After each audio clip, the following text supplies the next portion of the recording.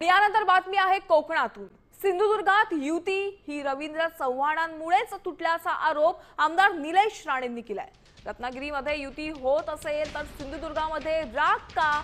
सिंधुदुर्गामध्ये महायुती का नको हे कारण अजूनपर्यंत कळलेलं नाही, अशी प्रतिक्रिया निलेश राणे यांनी दिली आहे। तर शिंदे सेनेनं योग्य वेळी निर्णय घेतला नाही असंही ते म्हणाले।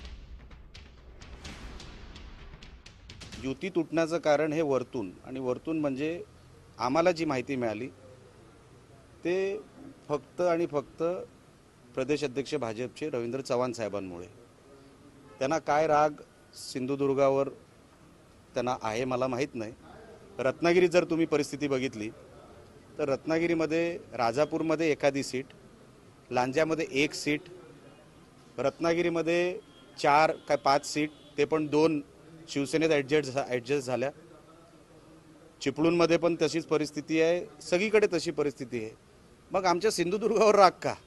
मग मालवणमध्ये बैठक झाली, सावंतवाडीमध्ये झाली, वेंगुर्ल्यामध्ये झाली, कणकवलीमध्ये झाली आणि जे काय त्यांचं म्हणणं होतं युती बाबतीचं, मी तसं आमच्या जिल्हाध्यक्षांच्या माध्यमातून आम्ही प्रदेश कार्यालयाकडे पाठवलं। आता त्याबद्दल काय निर्णय घ्यायचा आहे ते प्रदेश कार्यालयाने आम्हाला जसं ठरवतील त्या पद्धतीने आम्ही काम करू शकतो। म्हणून या जिल्ह्यामध्ये येऊन अशा पद्धतीचे वक्तव्य करण्यापेक्षा आपण वरिष्ठ पातळीवर योग्य वेळी बोलला असतात, चर्चा झाली असती तर तो निर्णय आम्हा लोकांना कळला असता।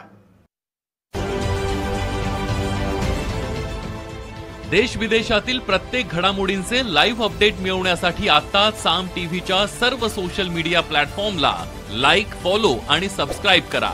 तसंच सर्व नोटिफिकेशनसाठी बेल आयकॉन प्रेस करायला विसरू नका।